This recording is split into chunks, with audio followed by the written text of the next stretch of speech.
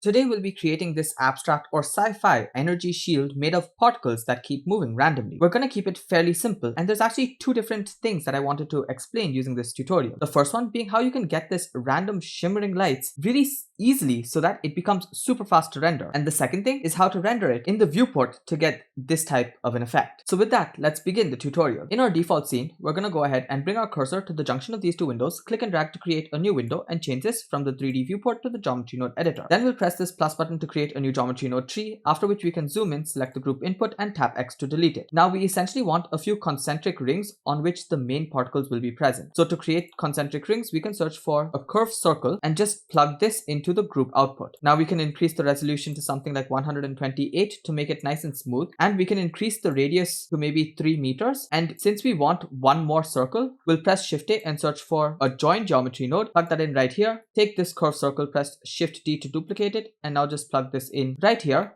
but we'll change the radius from 3 to maybe 5 meters. Beyond that, if you want another one, you can do that by just duplicating this and changing this one to 7 meters. That's definitely going to be enough. So let's just plug this in and convert this from a curve into a mesh so that we get faces on which we can distribute the points. So let's press Shift A and search for a curve to mesh node and just plug that in after the join geometry. But for the profile curve, I'll press Shift A and search for a curve line. Now when we plug this curve line into the profile curve, we should be able to see these become concentric rings that actually have faces. Now to make this a lot thicker at the center, I'm just going to change this Z value from 1 meter to maybe a value of 2.2, and that should be good enough. Now I need to distribute a bunch of points onto these faces. So I'll press Shift A and search for a distribute points on faces node. Once I plug this in, I'm going to have to increase the density to something really high to get a huge number of points. So I'll go with maybe 5,000. And after that, the way we get those nice shapes is by actually moving the points using a noise texture. So to move points, we search for a set position node and plug that in after the distribute points on faces. Now we want to offset each of the points with a noise texture. So let's search for a noise texture, but the noise texture by default is centered around 0.5. We need it to be centered around 0. So we search for a vector math node and we change it from add to subtract, and we subtract a value of 0.5 on all three of the axes. Then we can plug the color output from the noise texture into the first socket of the vector math node. And to actually increase the effect of the noise texture, we can use another vector math node and change it to scale. So let's press Shift T to duplicate that and change it to scale. Plug the vector into the vector and we can scale it up by something like 5 units. And now we can plug this into the offset of the set position. Now this just looks very random right now. So to change this and give this more regularity, we can change the scale on this noise texture down to something like 1, and that way we get this really nice looking shape all around. I think I want the gap between these concentric rings to be even more, so I'll change the radius on the first one down to something like 1.5 meters and the one on the outside from 7 meters to maybe 9 meters. Next, we have to be able to animate these points. So to animate them, we're going to use the same method of animating noise texture as we've done in multiple tutorials before.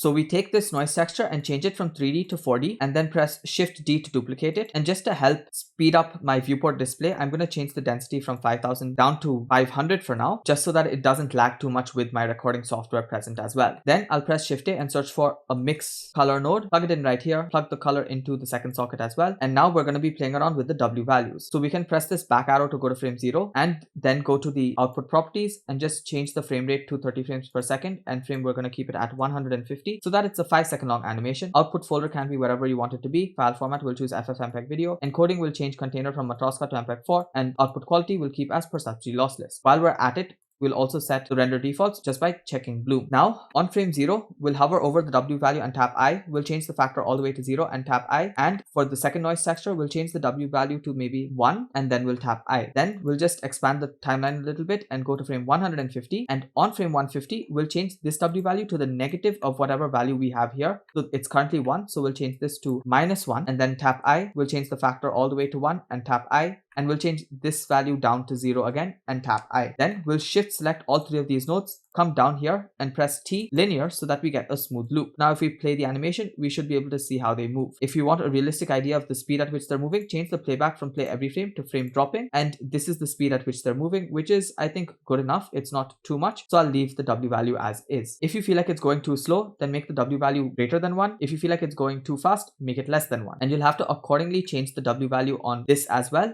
And you have to add in the keyframes as well correctly. The next thing that we need to do is actually instance a bunch of points onto this. So let's move this to the side, press Shift A and search for an instance on points node, plug that in right after the set position, and for the instance we'll press Shift A and search for a mesh cube. So we take this cube and just plug the mesh into the instance, and obviously the scale is way too large, so we go ahead and change the size on the X, Y and Z down to something very small. So maybe something like 0.01 will be good enough. Remember, we are going to be increasing the density as well from 500 to 5000 just before we render, so it's going to be looking far more filled. If you switch off overlays using this button, you can see how many points we have and how dense it actually is. For now, let's reduce this back to 500 and let's continue with what we're doing. So right now we have particles that are moving and they're fairly uniform, but I want there to be even more particles that move around that are not distributed in this particular dense shapes in these rings. So for that, we're going to actually take another distribute points on faces node and distribute points in a more even manner. So we can press Shift D and just bring the distribute points on faces node up, and then take this mesh from the curve to mesh and plug it into this mesh. However, for this one's density, we're not going to keep it at 5000 per se. Maybe this one will keep at 1000 itself. Next, for the set position, we can go ahead and duplicate this entire setup that we have. So all of these nodes, let's select them, press Shift D and bring them up. We'll take the set position and bring it down. And the way we give this more randomness instead of having the uniformity that we created here is by simply changing the scale values on the noise texture. So let's increase them to a scale of 10 on both the noise textures, and then we can plug the points into the geometry. Now, when you duplicate these nodes, the keyframes also get deleted and they don't get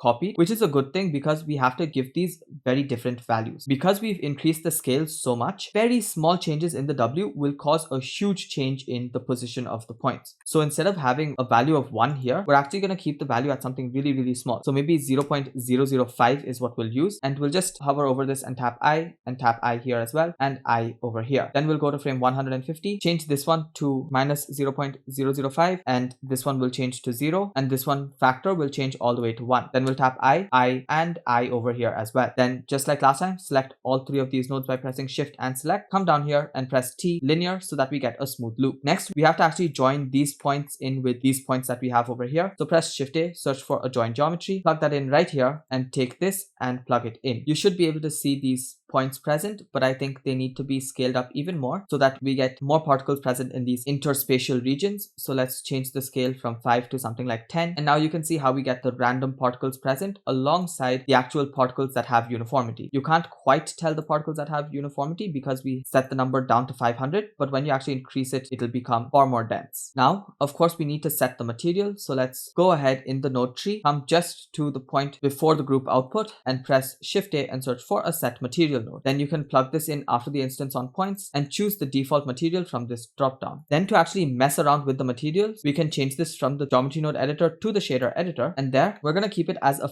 very simple material. We'll select the principal BSDF and tap X to delete it, and we'll press Shift A and search for an emission node. Now we can plug this into the surface, and to actually see the changes, we have to change the viewport display from solid to rendered, and this is what we have. Since we've already switched on bloom in our render properties, we can increase the strength to get the bloom to start appearing. So we'll increase the strength to something like 10, and that gives a really nice bloom. You can zoom out, and this is what we have. For the color, I'm just going to give it a bluish color, but I'm going to keep it fairly desaturated itself. Or maybe I'll go with a golden color, so something like this will be pretty cool. Next, for my world background, I'm just going to switch this from object to world, and I'll simply press Shift A and search for a noise texture as well as a color ramp node. So first we'll place the noise texture in here, and then press Shift A and search for the color ramp once again, and we'll plug the color from the noise texture into the factor of the color ramp, just like this, and then the color from the color ramp into the background over here. Now what we'll do is we'll just increase the detail all the way to 15, and we'll increase the roughness as well up to something like 0.8, and then we'll just bring this black slider in, and for the actual white, we'll change this from a white to a very dark golden color. So essentially the same color that you chose for the particles, except you're going to reduce the value as low as you can possibly go while still keeping a bit of the background seen. Once you have that, you can press 7 to go into the top view, and then press Ctrl Alt 0 to snap camera to the view. Then I'll select my camera, go to the camera properties frames over here, and under viewport display, I'll just increase passport out all the way to 1 so that I don't see anything outside my camera view. After which, I'll just change my focal length from 50 millimeters to maybe 25 millimeters so that we get a more wide angle field of view. But I'll just press GZ and bring it down so that we're zoomed in at approximately the same amount that we were before. So something just like this. Now, the way I got that twinkling effect is actually much smarter than the normal way that I would have done that effect. The way I got the twinkling effect is by actually going to my render properties and changing the render samples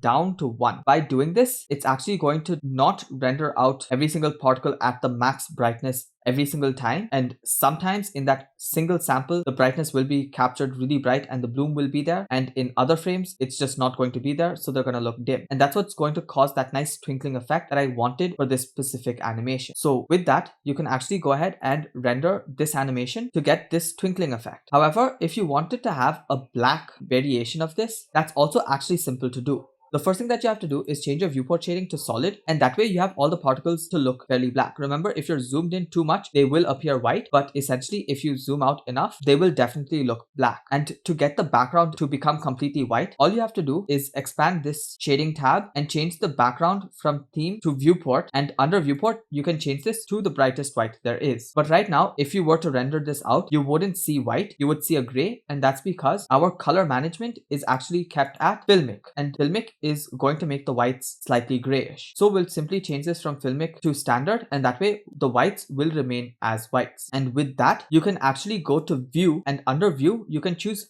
viewport render animation. That way you'll get a black and white variation of this, which also renders really fast. And with that, you get these two different animations. I hope this one was fun and informative. I do feel like this was a little bit more basic and easier to do. So I'm not sure how many views I'll be getting on this video, because sometimes videos just do bad if they're too simple as well. But I think it was a very important one, and there's definitely a few techniques to learn from this video. Thank you so much for watching till the end, and I'm really glad that you enjoyed it. The watch time is definitely going to help my channel, and since I post videos every single day, I'm sure there's other content on this channel for you to explore and discover. So until the next video comes out tomorrow, keep creating and stay creative.